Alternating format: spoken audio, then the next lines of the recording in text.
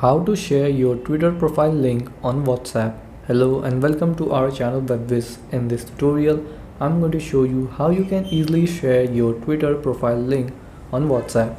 So please watch till the end to properly understand the tutorial. So first, open up your Twitter app. And then once you're in your Twitter app, you have to tap on your profile picture here in the top left corner. Then tap on profile. And here in your profile, tap on these three lines in the top right corner, these three dots.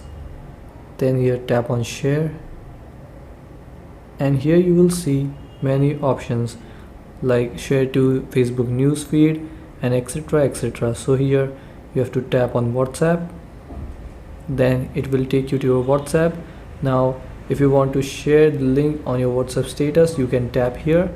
And if you want to share with groups or peoples, from here you can select and tap on their profile like this, and then here tap on this send button, and then here tap on again send, and your Twitter profile link will be shared. And so this is how you can share your Twitter profile link on WhatsApp. Thanks for watching.